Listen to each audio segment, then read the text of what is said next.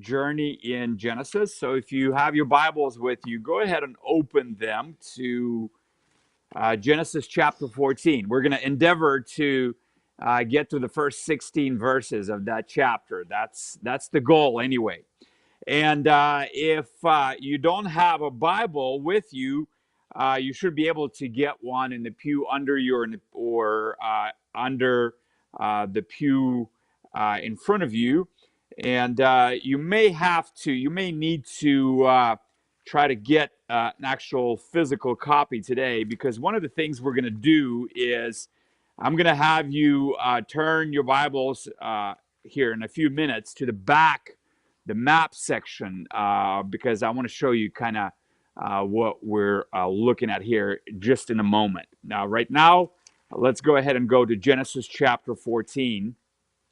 And the title of today's message for Genesis 14, 1 through 16 is God's judgment on the wicked impacts his people who associate with them. God's judgment on the wicked can impact his people who associate with them. So let's go ahead and read Genesis 14, the first 16 verses. And it came about in the days of Amraphel, king of Shinar, Arioch, king of Eleazar, Chedorlaomer, king of Elam, and Tidal, king of Goim, that they made war with Bera, king of Sodom, and with Bersha, king of Gomorrah, Shinab, king of Admah, and Shemeber, king of Zeboim, and the king of Bela, that is Zoar.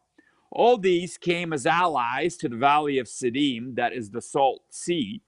12 years they had served Chedorlaomer, but the 13th year they rebelled. In the 14th year of Chedorlaomer, and the kings that were with him came and defeated the Rephaim in Ashtaroth Karnaim, and the Zuzim in Ham, and the Emim in Shaveth Kirathim, and the Horites in their Mount Seir, as far as El Paran, which is by the wilderness. Then they turned back and came to En-Mishpat, that is Kadesh, and conquered all the country of the Amalekites and also the Amorites who lived in Hazazon Tamar.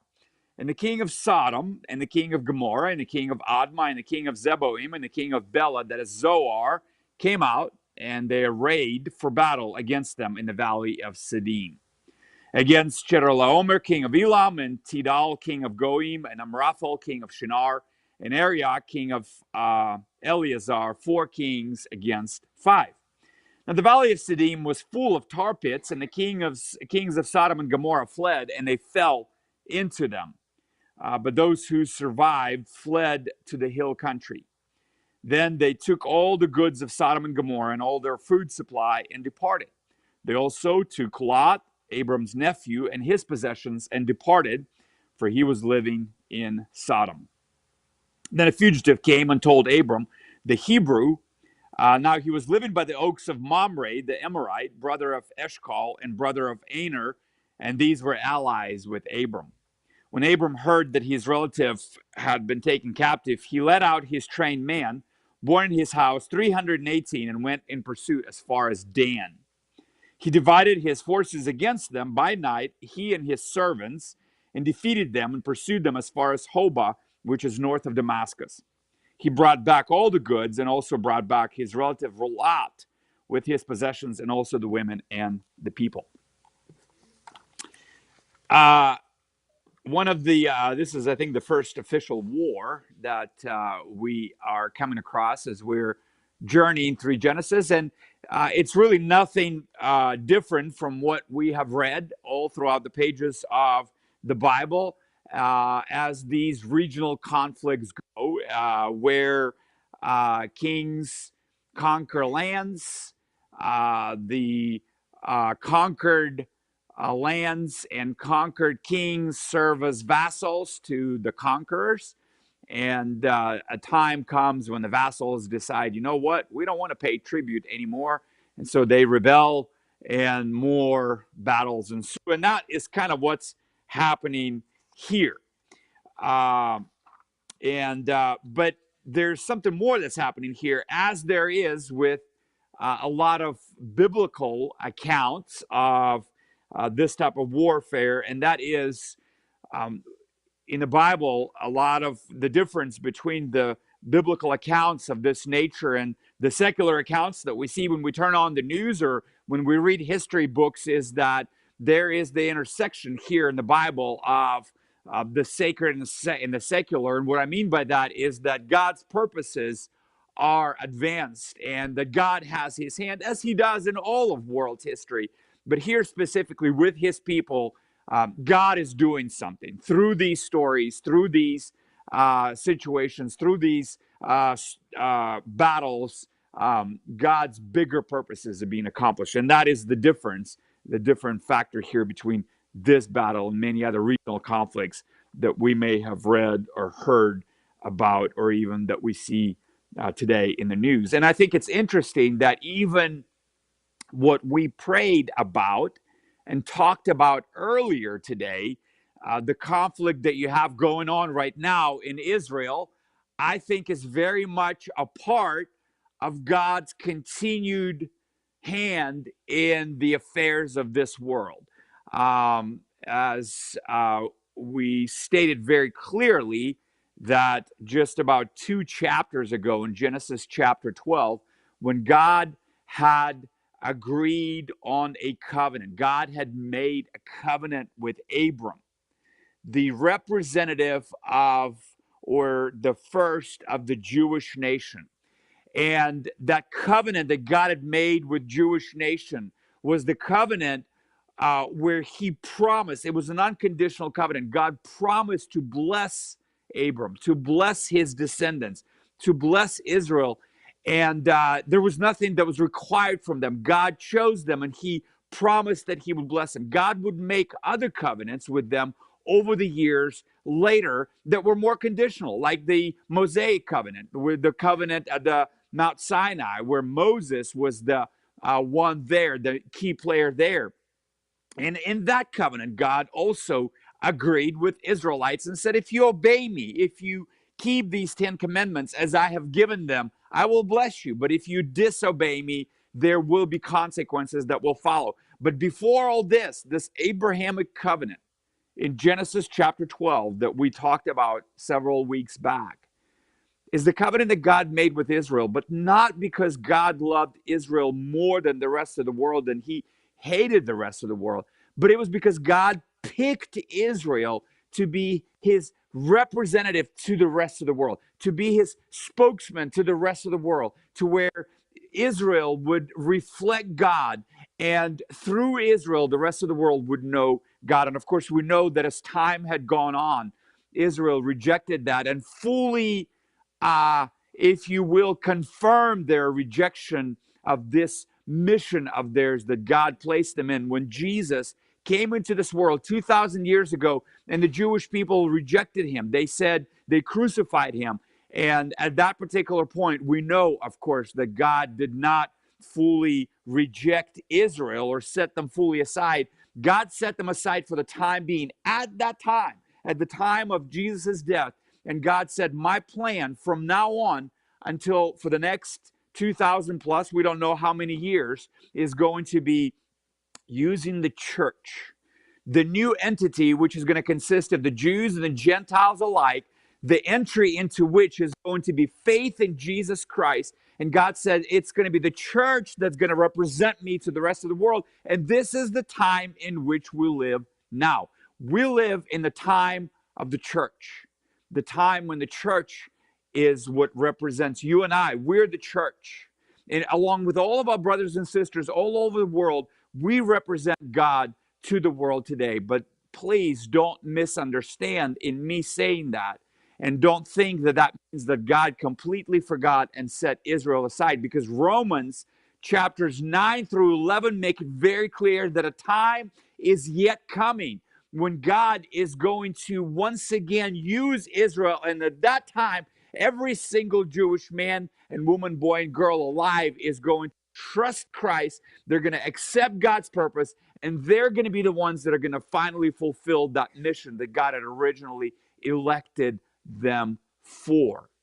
And part of that mission is going to start taking place in Revelation chapter 13, when during the persecution in this world, God is going to set out 144,000 Jews, 12,000 from every tribe. 12,000 times 12 is 144,000. And God is going to set them out, and they will finally fulfill the mission that they were originally elected for, and that is to represent God to the rest of the world. And of course, the culmination of all that, as I've said so many times before, we can read in Revelation chapter 21.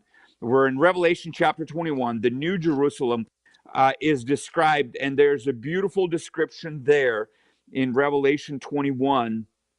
And starting in verse 10, it's a description of the New Jerusalem, where John says, "And he carried me away in the spirit to a great and high mountain, and showed me the holy city Jerusalem coming down out of the heaven from God." And verse 12, it says, "It had a great and high wall with 12 gates, and at the gates 12 angels, and names were written on them, which are the names of" what?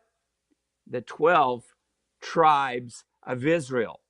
So Israel is included in this New Jerusalem as part of God's plan. But wait a moment, that's not it. It also says, verse 14, "And the wall of the city had 12 foundation stones, and on them were 12" what?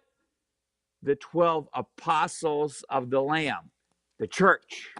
12 gates, Israel, foundations, 12 foundations, the church. And you can see the perfect culmination of all that God was doing, where in Genesis 12, he elected Israel. Israel rejected them. In Matthew 1, he said, okay, or actually more like in Acts 2, he says, okay, it's going to be the church that's going to represent me now. Israel is set aside. And then in Revelation 13, you have Israel once again fulfilling their mission. And in Revelation 21, you have Israel and the church side by side, part of the new community. And that's kind of the encapsulation of God's program for the world. And that's why I said what I said earlier today, is that Israel has not been rejected by God. They're still the same people that he had chosen back in Genesis chapter 12. And I think this should be a nice reminder for every nation in the world today, that those promises that God made to Abram, to bless those who bless Israel and to curse those who curse Israel, those promises haven't been deleted. They haven't been set aside. They haven't been eliminated. They haven't been canceled. We live in the age and a day in the age where, we like to cancel things and people and causes and all that sort of thing. But I'm going to tell you a little secret. We can't cancel God. We can't cancel his promises. We can't. And even if we try, God just looks at us and says, that's funny. Here's my creatures trying to cancel their creator. That's kind of like an ant looking up at you and saying, I cancel you, you human. And you're like, yeah, that just makes me so nervous. I'm so afraid that an ant canceled me. That's kind of how God looks at us, except times 1,000 probably. And so that's the fact that I think the whole world needs to remember today, is that God's promises to Abram in Genesis 12 still stand. And even today, all of those other nations around the world who base their whole existence on the elimination of Israel, who base their whole reason for being on complete and total elimination of Jewish race or Zionism or whatever else they call it, I have a very discouraging to them reminder. That reminder is that their God still stands for them, and there's no way that they can be eliminated. They haven't been yet in over 2,000, in over 4,000+ years of their existence. They're in the land that God had given them over 4,000 years ago. They're in that land today. And just as all the previous nations and kings and kingdoms that have tried to eliminate them and exterminate them are not really around as much anymore, the same thing is going to happen in the future. And so I think it should be a great reminder that God's promises still stand. His word still stands. And as we can see that even today, as we look at our news, and I think it's a very interesting reminder there. That was a little bit of a rabbit trail.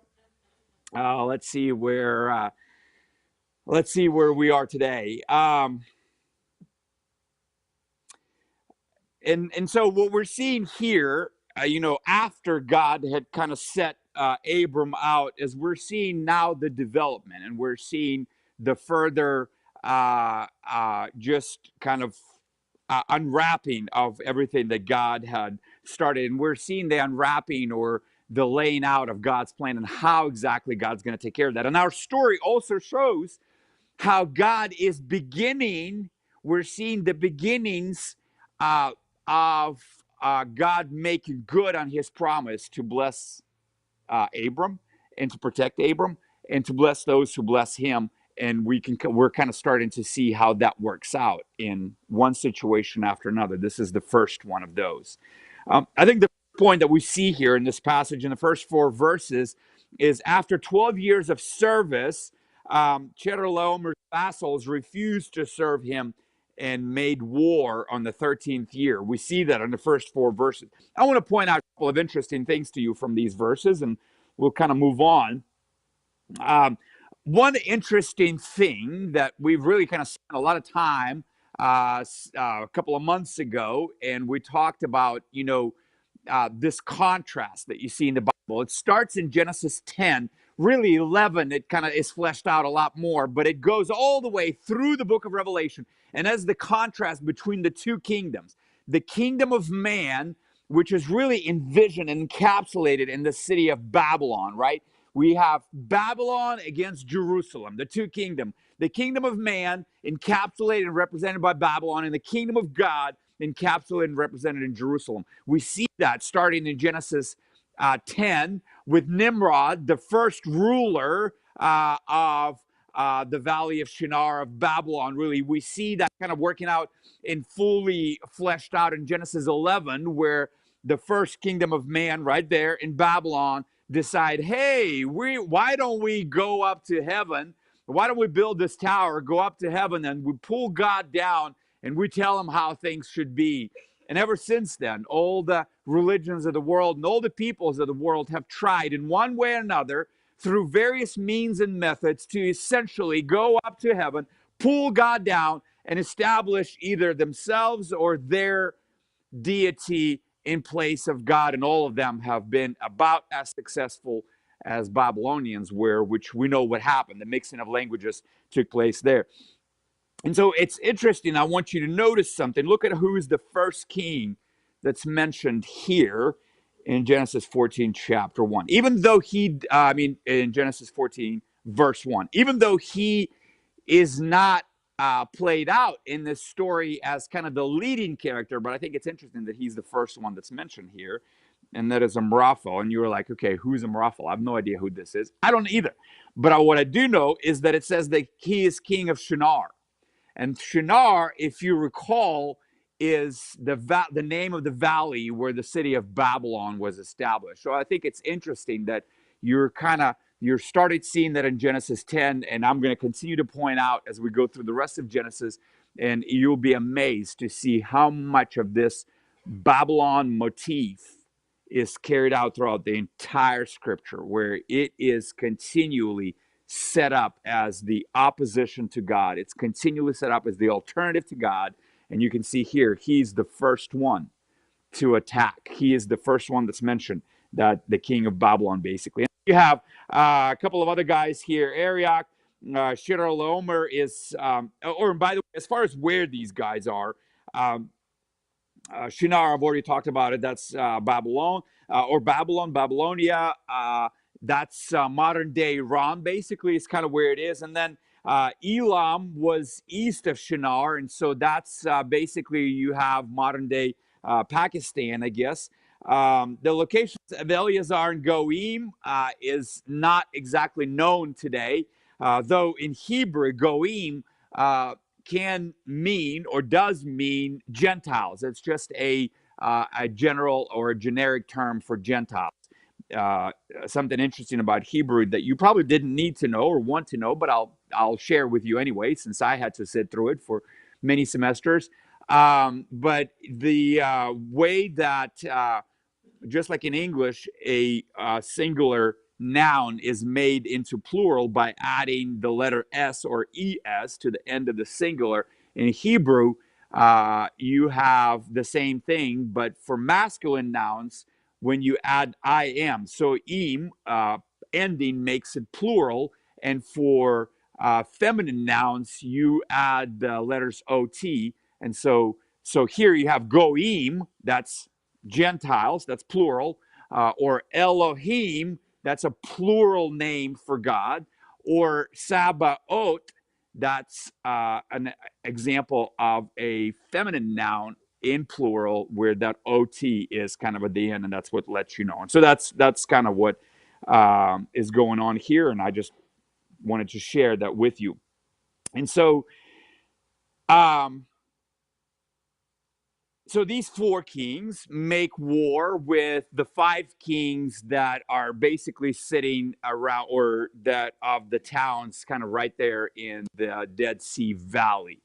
I've never been to Israel, hopefully still praying one day, but just from looking at the maps, the valley surrounding, or the valley where the Dead Sea lies, just to give you a little bit of topography, it's one of the deepest places, if not the deepest place on earth, actually. It actually goes as far down as, I believe, 1,400 feet below sea level. And so it's a pretty deep valley where the Dead Sea sits.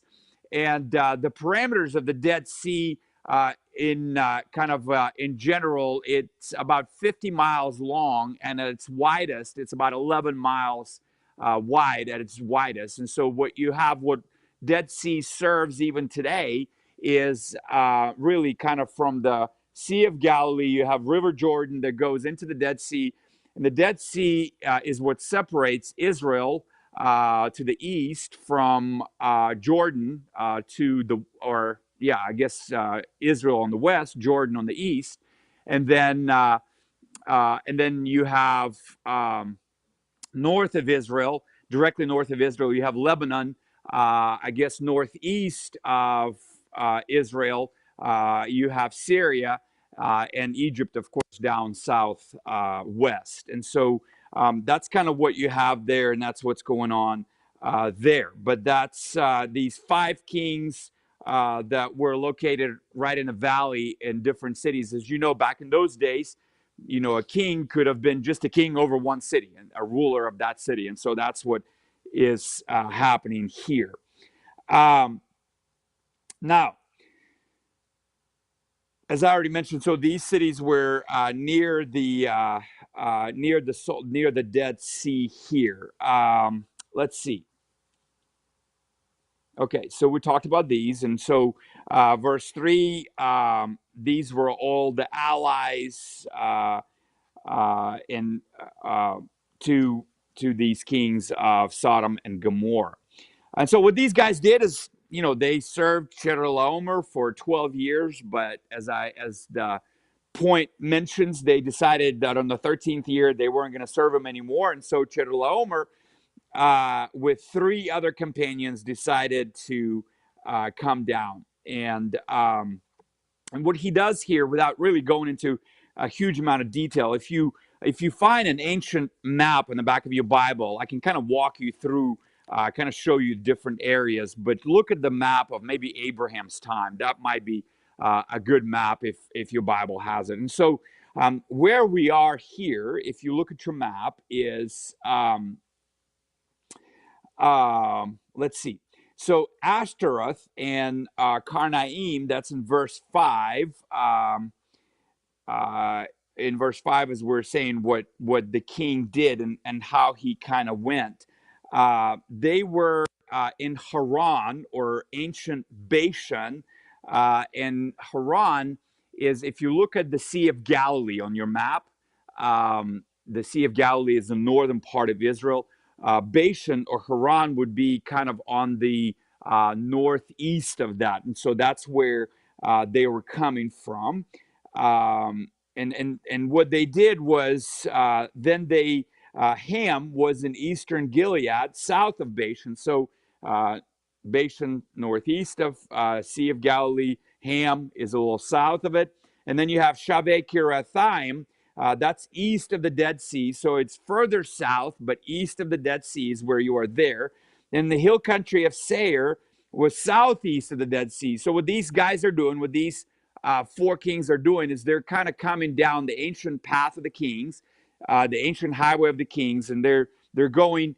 And what they're doing here is instead of just coming straight from where they were to the valley of the Dead Sea to have battle, what they're doing is they have some strategic military strategy here. What they're doing is they want to make sure that they secure the land around, surrounding these five kings, right around the Dead Sea, so that they don't get surprised. So they don't come to battle with these five kings, and all of a sudden, one of the other kingdoms, one of the other cities, decides to attack them from the rear or attack them from the side. So they don't want to do that. So what they're doing is they're taking this really kind of comprehensive path where, if this is the Dead Sea, instead of going from point A to point B, they're doing this kind of a thing around it and coming around to where they're sweeping, reconquering, making sure everything's clean and good and quiet on all the areas around it, to where by the time they finally meet these guys for battle, the rest of the areas around it are secure and they will have no surprises. Is kind of what they're doing.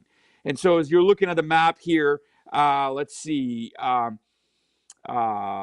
Paran was modern Eilat on the Gulf of Aqaba, and where that is if you see Red Sea, it has two little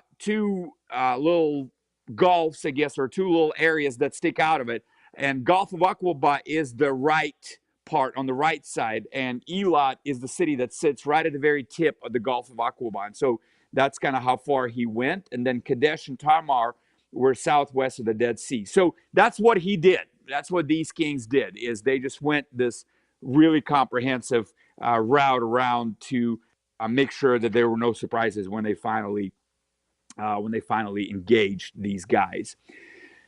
And then that brings us to the second point, which is verses 5 through 12. In the 14th year, Chedorlaomer brought his allies and defeated the vassals, conquered more land, and captured Lot. So that's what he did here. Again, as I already mentioned, it's a wide sweep to the east and south, and then around to the southwest, and then northeast to the western side of the Dead Sea, in order to secure the land. And so as the king is coming, the five kings around the Dead Sea decided that they were going to stage battle right there in the Tar Pit Valley. Some of you may have seen, if you've traveled, apparently I just learned as I was preparing for the sermon, I didn't even know this, but there's actually a famous tar pit or asphalt bitumen pit is actually right now in the middle of LA.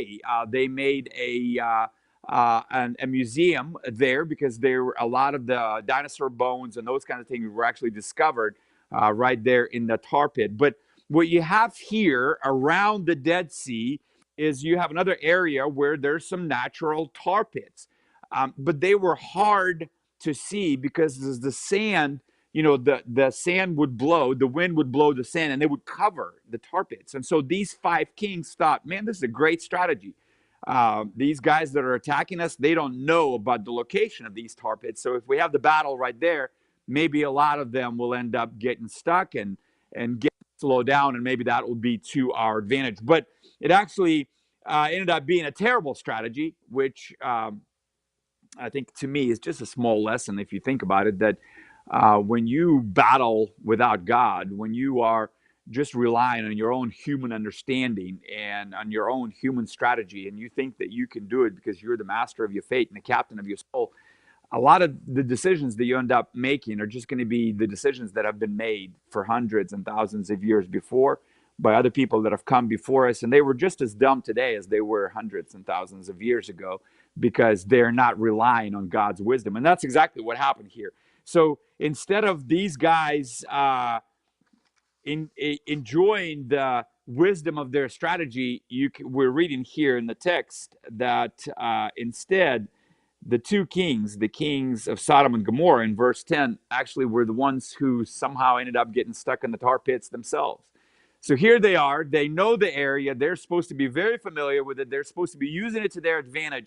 And yet they got stuck in their very own traps.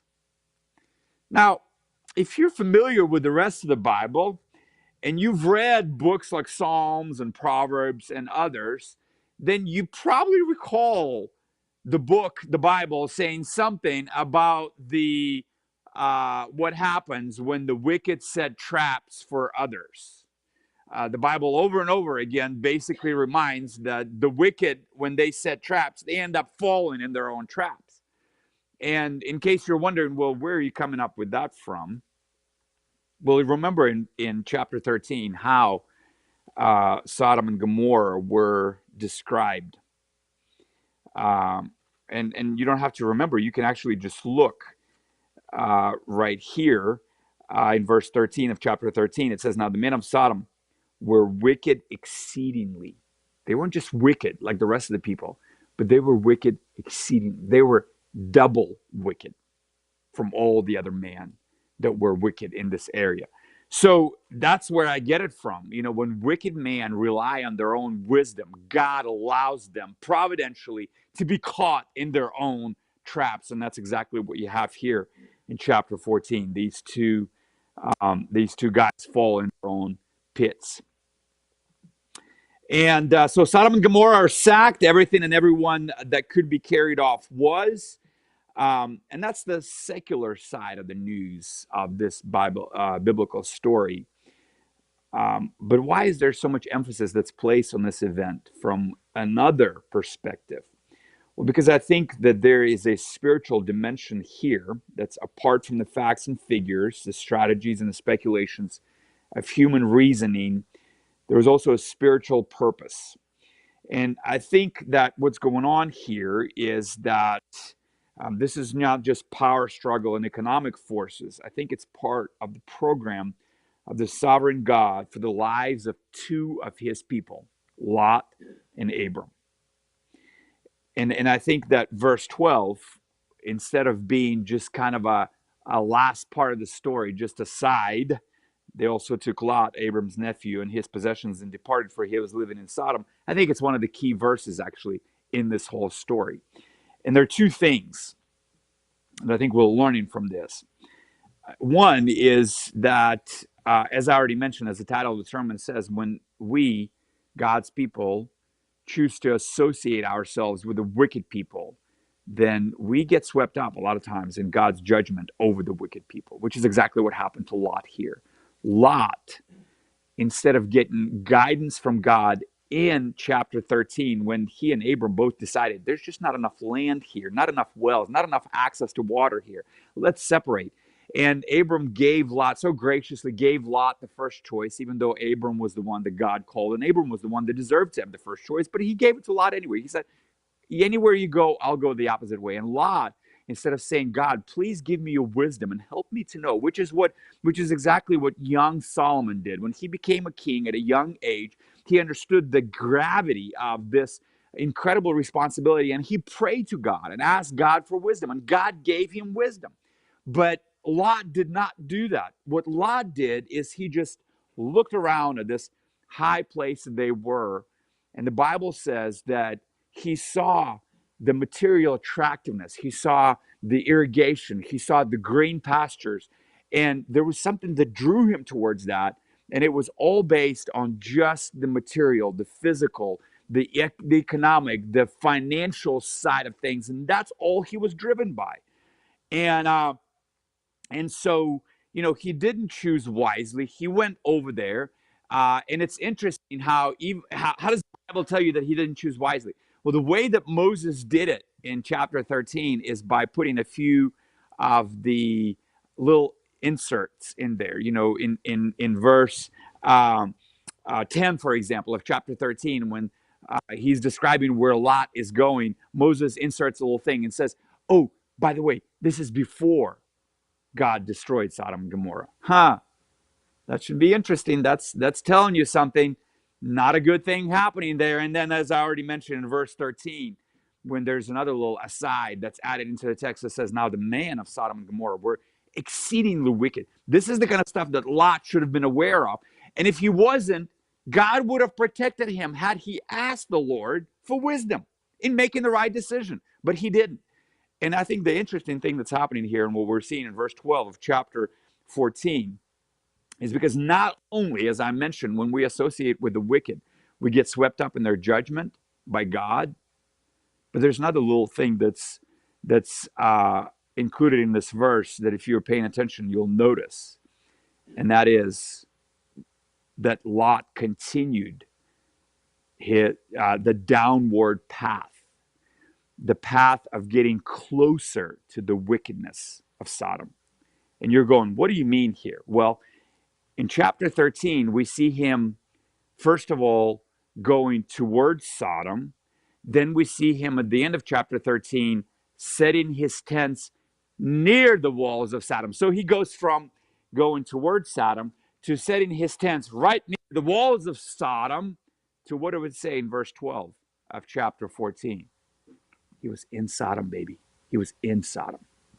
He just forgot that whole close to Sodom or near the walls of Sodom. He was in the city. He continued to make that downward progression. And by the way, I think it's a great lesson for all of us. When we start getting away from God, when we decide, as we spoke, we took a little break and looked at Philippians chapter 4 last week. And one of the things that we discovered and we discussed last week was the importance of the spiritual battle taking place in the mind. The battle is for the mind. The battle is a lot of times waged at the thought level. When we lose at the thought level, when we lose the battle, when we give up the battle and we don't take every thought captive, the way Paul said to the Corinthians as well, it's a lot harder to arrest it at the action level. And it's exactly what happened to Lot. When Lot didn't consult God and do what was wise before he ever started going towards Sodom, it was a lot harder to make that right decision later, because you can see him going closer and closer and closer to where by the time we get to chapter 19, in just 5 more verses, Lot doesn't just move inside Sodom, he gets promoted to be one of the leaders of Sodom. I may not have lived as long as a lot of these Bible characters did, but I know something about leadership. And this is what I know. You don't become a leader of the people unless you identify with them in some way, shape, or form. Unless you have impressed them in some way, shape, or form. Unless you have made them think that you are somehow like them in some way, shape, or form. You don't get to be their leader. And we even go further when we see the terrible aftermath of Genesis 19. We see that Lot's wife most likely came from Sodom because she just couldn't leave the city. Her heart stayed in the city, and she kind of remained a forever testimony to what happens there. And Lot's daughters, who got their upbringing in Sodom, who got their education in the independent school district of Sodom, and whose hearts and minds were so completely and totally shaped by Sodom, that they had some really creative ideas for making sure that their lines were not exterminated. We'll look at that in Genesis 19. I'm just going to say this. It's not the best way to do things. Definitely not the godly way to do things. And just like with every other choice like that in the Bible, the outcome of those unions ended up bringing a lot of trouble to the Israelites for many years and decades and centuries to come. A lot of trouble to this day, actually. And so it's just interesting how we're seeing a lot of these decisions. And truly, that's one of the wonderful things about living at the time in which we live. We have a unique advantage to look at the stories of the Bible, to look at these decisions and see how they were made. And then we have this incredible historic advantage to look at how these decisions played out over times, over hundreds and thousands of years, and to see all the incredible and insane implications of those decisions.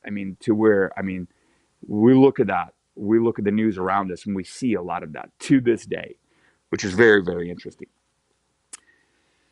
As always, you noticed how I hedged at the beginning of the sermon today. I actually used the words endeavored.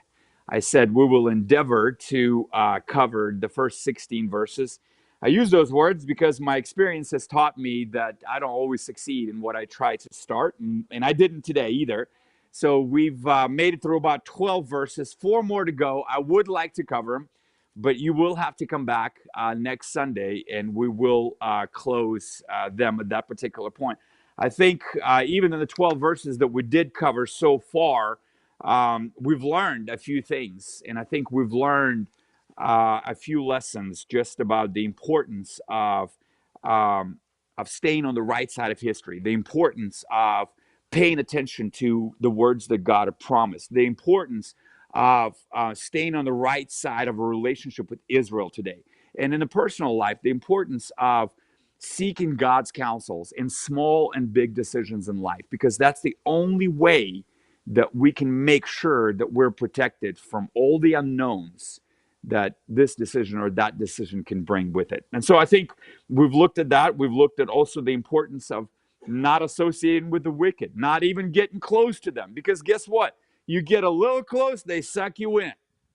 And then it's a lot harder to get out, and you can never get out without getting their stuff all over you. And it's going to impact your thinking. It's going to impact what you're doing. It's going to impact how you're talking. It's going to impact your general mindset. It's going to impact your vocabulary. It's going to impact your logic.